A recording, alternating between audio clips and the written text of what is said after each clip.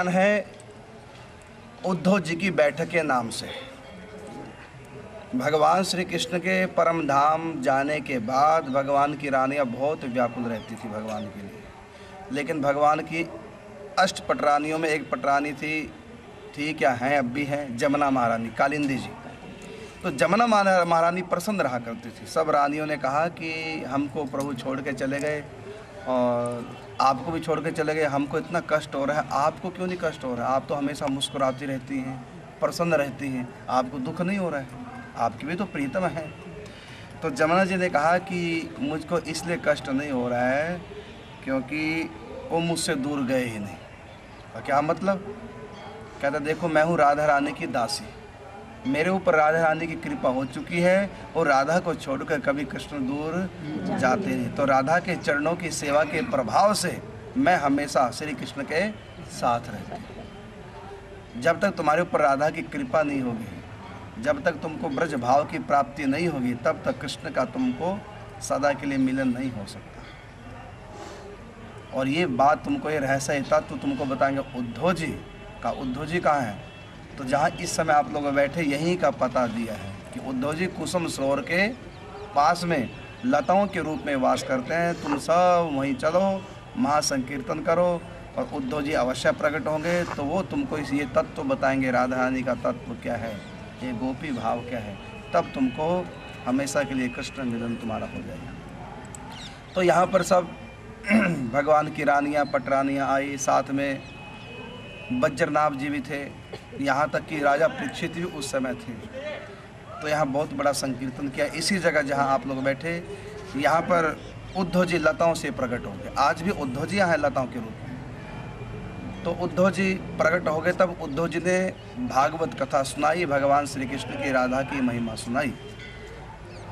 तो इस सृष्टि में, इस धरती में सबसे पहले जो कथा हुई भागवत की, वो इसी जगह हुई जहाँ आप लोग बैठे हैं।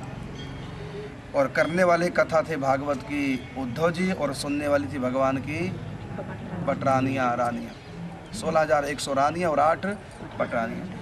कथा सुनाने से पहले परीक्षित को कहा कि अभी तुम्हारा कथा का समय नहीं आया, समय आएगा तो व्यास पुत्र सुखदेव जी तुमको श्रीमद् भागवत की कथा सुनाएंगे, लेकिन अभी समय नहीं आया, अभी तुम कलयुग को जीतो। तब उस समय परीक्षित कथा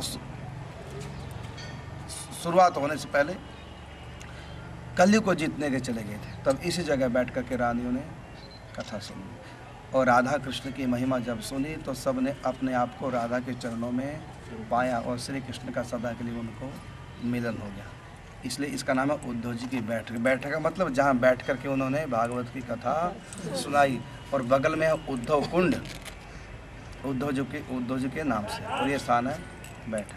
कभी यहाँ भगवान की रानियाँ बैठी थी, उद्धव जी ने कथा सुनाई, तब राधा माधव ने प्रकट होकर के सब को अंगीकार किया, सब भक्तों को स्वीकार किया। तो ये पावन क्षेत्र, पावन तीर्थ कुसुम सरोवर में आपने दर्शन किए हैं, जहाँ ठाकुर जी ने राधा रानी का पुष्पों से श्रृंगार किया था अपने हाथों से।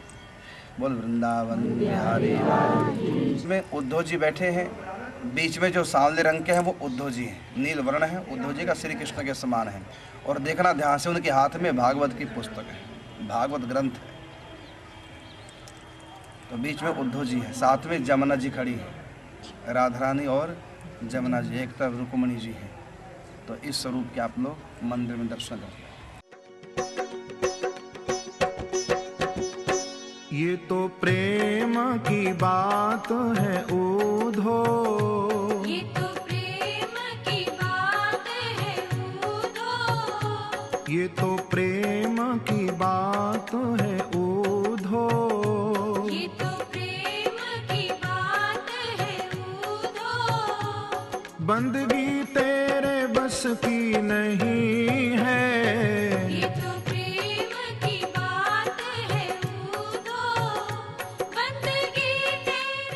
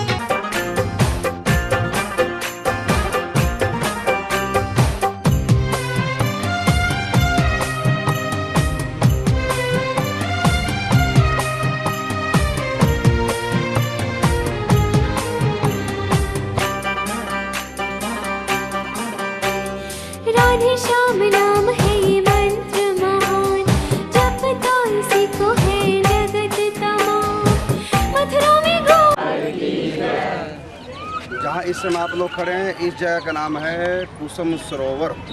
क्या नाम? कुसुम सरोवर। कुसुम का मतलब होता है फूल। यहाँ ठाकुर जी ने राधा रानी का अपने हाथों से फूलों का श्रृंगार किया। राधा रानी को श्रृंगार ठाकुर जी ने अपने हाथों से फूलों का श्रृंगार किया था, इसलिए इस सरोवर का नाम पड़ गया कुसुम सरोवर। बोल वृंदावन। यहाँ देवता महान कहते हैं, वहाँ राधे का गुलाम कहते हैं।